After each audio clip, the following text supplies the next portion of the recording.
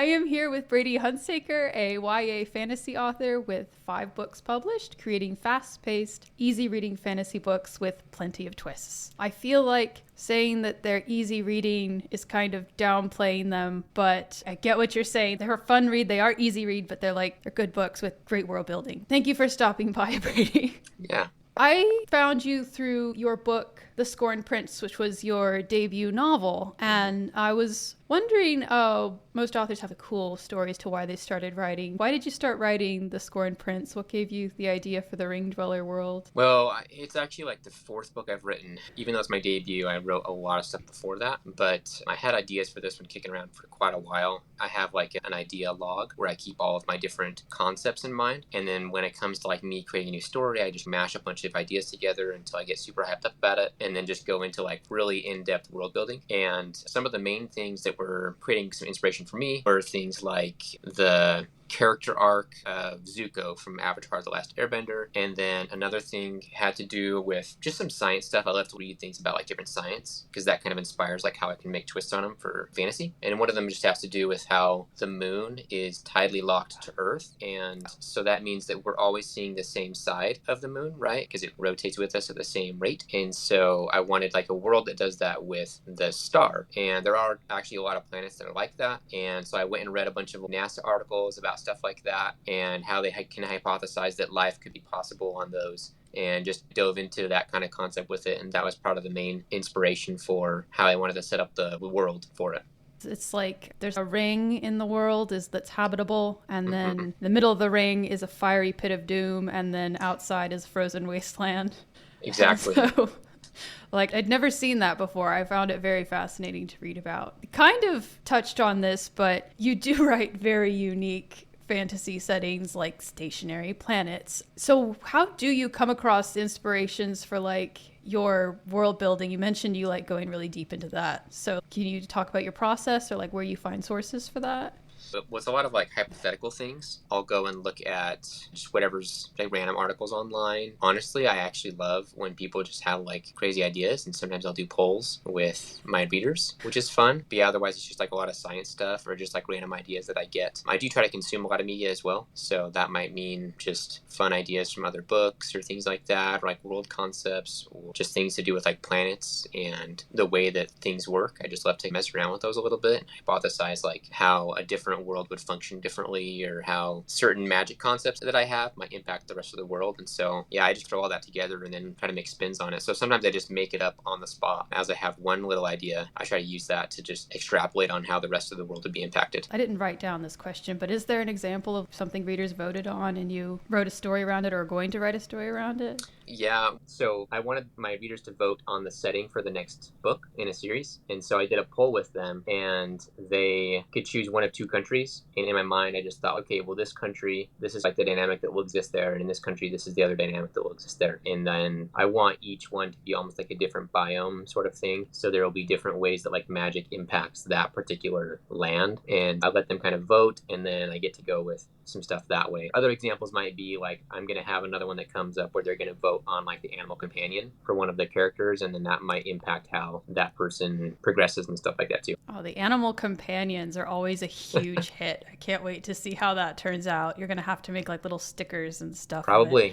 I can see it behind you, Depths of Vanelf, in 2 very nice editions. So you mentioned that your latest book, Depths of Vanelf, meant to feel like a Dungeons and Dragons game. Mm-hmm. Can you explain that a little more, what you mean by that? Yeah, obviously there's a lot of different things about a Dungeons and Dragons campaign that are a little bit different, but I wanted to focus on 2 primary elements of that. One of those has to be with the concept of a party coming together. Because when you think about a Dungeons and Dragons campaign, you're okay, well, who's the main character? And you're there's 4 of us friends playing together. Maybe we're all the main character, right? So they all have their own skin in the game. They all have their own role they play. And so I wanted that kind of concept with it, so that each character is valued and important, and they have things they're supposed to do to progress the story and all that. The other really big concept has to do with growth, right? That's what I think makes Dungeons & Dragons so fun, is that there's this growth concept to it. This is pre-video games, right? Is what's going to make this fun? And it's the characters can level up. They can acquire gear. gear, they acquire gold, they have growth, right? So that was like the concept I wanted to capture Mm-hmm. is growth, whether that's by acquiring something or leveling up or something like that. And so I wanted to hit on that point a lot with it. I think they're called like leveling stories. Yeah, Might there aren't be. any levels in the book, but I wanted to capture that in like a narrative approach as opposed to like it's a game. I wanted it to be a narrative approach to that same kind of concept. I was really thinking, my husband really likes lit RPG, and Oh, so yeah. I'm like, it's not lit RPG, but I'm like, yeah, I think you'll like this. You should read Brady's book. Yeah. I've like added it to his Audible account. What is your background with tabletop role-playing games, TTRPGs? Yeah, well, like Dungeons and Dragons? it's a little bit of a hybrid. I have played some of them, not a lot, but a lot of them are more like board game structure type things. So they have kind of like a structure to them you play. And I've only done a couple little like D&D campaigns, so not a lot of them. But I like the D&D rule structure to it, and that I love how they have. And I've done a lot of the video games. There's also a lot of video games built off of D&D rule sets, and they're like official trademarks of D&D as well. So they follow the same kind of concepts. Or like Pathfinder. I've done a little bit of Pathfinder, and it's a little different, obviously, but it's kind of similar. But that's kind of like my background I've had with them. And yeah, but I guess that's kind of my background. I do a lot of board games and a few video games that are kind of based off the same rule sets and stuff like that. So yeah, It's like the tabletop RPG to fantasy nerd. It's like a pipeline. It's like a straight pipeline. And so like we go back and forth. I kind of went backwards where I read the novelizations of R.A. Salvatore and like was like, well, now I need to play the game. Yeah. But yeah, I love to hear about people, what like fantasy people, like readers and authors, their experiences with D&D, because so many of us, it's such a shared experience with so many of us. Yeah. So, and you kind of answered this already, but can you tell us how you work to capture like the D&D vibe and depths of Vanoff? Like anything you didn't tell us already? Yeah, well, I did. There's another thing I did try to capture, and it had to do with the class approach. Because in D&D, it's a really big deal what kind of class you pick, because that'll impact like all the different kind of spells they can learn and what direction that character is going to go and what role they'll play in their team. And so I did that with this series as well, but there's only like 4 initial classes they can go with, and then trying not to spoil it too much, but they can go a little deeper. There can be kind of like subclasses of those 4 primary ones. And again, they have a similar thing where there's like a role to it. So the ideal party would have one of all 4 or something, right? And then it can build out from there. And when that can kind of diversify the team a little bit, and so they can work together a little better. But that was one of the big parts of it, is I wanted it to be like, hey, they depend on this role for this team to function. And so someone shouldn't be able to go and be OP all by themselves, right? They should be able to work better as a team, and that should be kind of the idea. So that was one. And then the other one was that I tried to do a little bit more of some gear type stuff and just some other things. There's a whimsical approach to D&D, I would say. Usually it's a little more lighthearted, you'll notice. Some people can do like, you can have a really depressed character and they have this super elaborate backstory, and when you get your friends together and you're having fun, they just come up with like the weirdest things. So I wanted to do some stuff like that. I put in like these weird jokes sometimes that are kind of hit and miss with the readers, but it could be something like, oh, I have a character named Bjorn, but instead of just Bjorn, like if you're going to name your fantasy character, people are always naming their characters weird things. So I named him Jason Bjorn, right? So it's like a joke. And that comes up all the time in D&D, and when you're playing with your friends, like everything can be a joke, right? I did a similar thing with the next one where there's a character named Elsa, because that's a very Scandinavian name. That's really common. And so I have a character named Elsa, and there's a scene where it's like coming up on nighttime, and she's got this like threadbare blanket, and she's like, it's okay, like the cold doesn't really bother me that much. But that's like another kind of joke on something else where that would totally happen if you're playing a game with your friends. Stuff like that would come up all the time. So just that kind of whimsical approach, or like the character, like the type of creatures they come across has a very similar aspect to that, with like how there are almost boss fights or incremental like combats and things like that they have. So yeah, lots of the vibe I tried to capture there was pretty good. Those are some of the other elements I've tried to incorporate on purpose. This is something that like I did write a novella based on a D&D character. And I found out that there's some things that translate really well, and then there's some things that like you really have to change if you're gonna try and put it into like a narrative structure. So We have a spectator. so what are some examples of things that like definitely have to be changed if you're going to translate it into like a narrative. Yeah, I think anybody can make anything work if they do the right kind of approach, honestly. So I'm not going to say, hey, this is a big no-no, but there's some things to be cautious about. Like if you're playing like a D&D game with your friends, there are some things that are a little, they might deviate from the actual plot, right? Because usually if I'm forgot what they're called. Oh my gosh. If I'm the Dungeon Master, thank you, the DM. So if I'm the DM, I have this like idea of like where the story's going to go and what's supposed to happen within that world. And it can happen pretty easily where people deviate from that course a lot. You're going to have a much more narrow approach. So it's not so open, right? You have to stay focused. There's not many like subplots happening, or there's not many like tangential quests that might occur. You want everything to kind of tie together to the main plot. You might try and seduce the ogre or whatever, because they try to do that, but it needs to be relevant to the story. So like something like that would be like, okay, cool, this is going to have some kind of relevance to how the story's going to progress. So just kind of staying on target is important with that, because it's not so, I don't know, things need to feel important. They can't just be like a random thing. They need to feel important when people are reading a book, because you only have their attention for so long. And it's not like you can make things relevant. If they do seduce an ogre or whatever, maybe that ogre helps them in their team or helps whatever with the main quest, that something happens with that, or kind of provides some value to the plot that way. That's one thing. Otherwise, I just staying on there. That's kind of my take with it. But I know there's a lot of things that if done not well, it can be kind of weird. But again, I think if people kind of map things out properly, they can make any element fit in appropriately, depending on the voice or tone of the story too. It's all like you have to do it with style points. Right. Pull it off with style points. Yeah.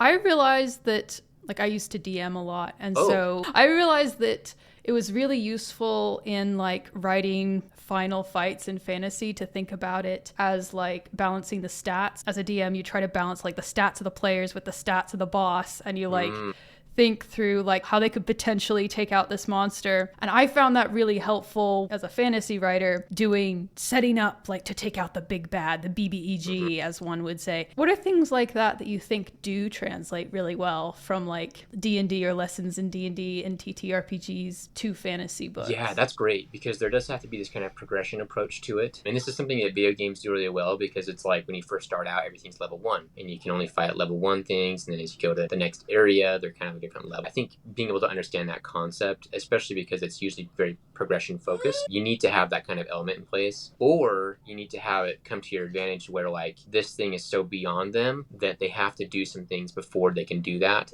And that's where you get things with like a story structure where it helps to have like some kind of concept of like, I call it the try-fail cycle. So if somebody tries something and they fail, then that can be like, if someone's trying to achieve the main goal, if like, oh, we need to beat this level 20 boss. It's like, okay, well, that's going to take some effort, you know. A lot of times that might result in like people just dying. If they go do it in a D&D campaign, they could just straight up die. You don't want to have that happen in the story. You have to figure some other way to make that resolve. I think that if you have that as like the objective, then the readers know like, oh, there's this big bad thing. They're nowhere close to being able to beat that. So I know that there's this big gap to fill. And it kind of helps. That's what's cool about lit RPG stuff, is you can see there's that gap, and they should know like, wow, that's a big space to fill. It'd be really hard to make that happen. So how are they going to achieve that? And so that adds this kind of element of like difficulty to it, which you see in narrative approaches too, where it's not so much as like a level gap. It's just like, wow, this is impossible. The odds are 1 in 100 for this to even be successful. And that you'll see that in all kind of fantasy, where it's like, hey, the odds need to not be in their favor, so that when they do achieve it, it gives more of a dopamine hit, right? But I think that kind of concept being applied to these is pretty big, and you'll see that a lot, because if it is a video game, they can just go farm forever and they can just level up on level 1 rats, right? They'll still get some experience, but like you want to avoid that kind of stuff in the story approach, because that's not exciting, right? Nobody likes the grind, so you want to avoid like grind aspects, because that comes in games and stuff like that a little bit, where they're grinding or they're just earning money or something like that. But it needs to equate to something and be interesting, so you don't have any grind in a book approach. It's going to be more like, this is hard always, and there's something that needs to get past always, right? Or it's like, if it was easy,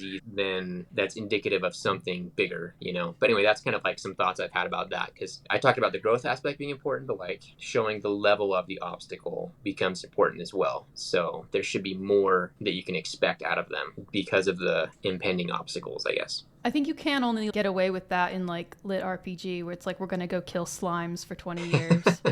I don't think people tolerate that in any other genre, and even then you have to make it more interesting. I was going to ask about how you think collaborative storytelling can help people become better author. I would be interested to hear about, sounds like you also use collaborative storytelling a little bit with your audience, like at least letting them vote on where they want to set the story. Do you have any thoughts on the collaborative storytelling aspect of D&D? Or that's how I think of it, is a collaborative storytelling game. Okay. I do less of that. I try to incorporate a little bit because, like you said, like a lot of times if you have a D&D campaign, then people are dictating a lot of what happens for that. And a DM might have a general idea of like, hey, this is the overarching plot. But the characters are going to say, well, I want to go here, or I want to talk to that guy, or I want to do this, right? I try to put that, I wanted to capture that a little bit too. And that's why I wanted like people to vote on how things happen. And there's been a lot. One of them was like voting on names. So I had people vote on names a lot. Like as I was drafting the first book, I had a lot of people submit names. But I think that kind of stuff is really cool because it helps you see what people are interested in and what they find fun. Also, what's cool behind that too is that I think it helps generate an audience as well. So that if you're interacting with them in that way, then the audience has some more input on things, and that makes it a little more fun and makes it more of an exploration for them too, because they can kind of participate in the world and the creation process. I did something similar for a lot of the art actually, because I feel like my brain can only do so much sometimes. And so I've literally hired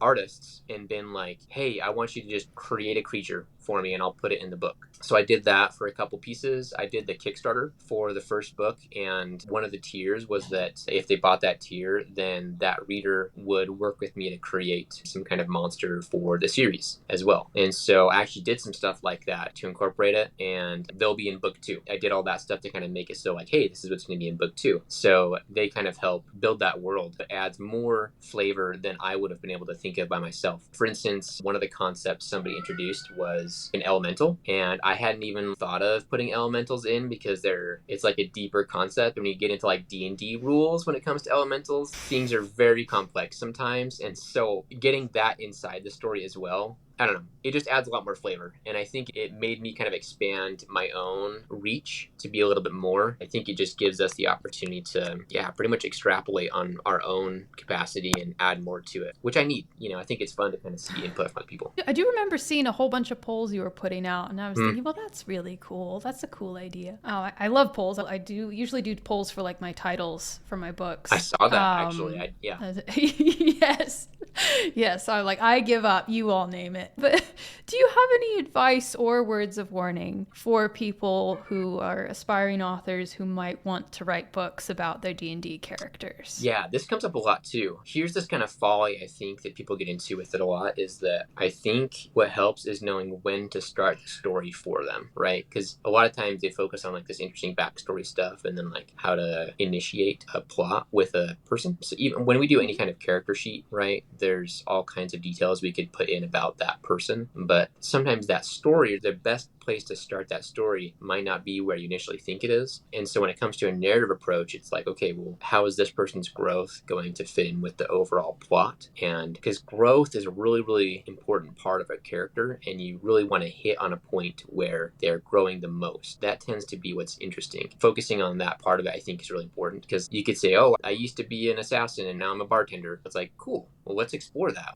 Maybe this should start right when they become a bartender, and then maybe their previous life keeps dragging them back into something else, right? Whatever it is. Or it could be something where they were a bartender, now they're assassins. So it's like, what got them on that path? Like, why did things change? Anyway, I just think about that when it comes to like backstory and stuff like that, because I like to have fun with making a really deep character sometimes when it comes to developing a D&D character. But then also, especially if you're talking about class, because there's that whole class approach, and I know, again, it's a big deal. How does that impact the world, right? So it's like, okay, they're a cleric, but like, okay, but what does that mean? You might have to then consider how religion impacts the world and how that impacts the way that other people view that person. I think doing a good conflict list is another appropriate thing whenever it comes to a character. So think of your world, think of your character, and then all the things that might conflict with that person. It could be a conflict with themselves, which should always be present. It should be a conflict with the politics or something. It could be conflict with family. It could be a conflict with a girlfriend or something like that. There could be all kinds of things that come into play. So I think just developing it so that that person is dynamic as well, and that they can interact pretty fully with the rest of the world. I think that's really good advice, to set the story when there's the most character growth. I think that's probably a really great piece of advice that would help a lot of people. That's a folly of mine, and it's something I try to focus on because I do that all the time where I create the character and then I'm like, dang it, but I should have maybe written the book for them at this point. I really like that. I may tell other people that. This is what Brady Hunsaker says. That's the end of my questions. We kind of zipped through those. I know, sorry.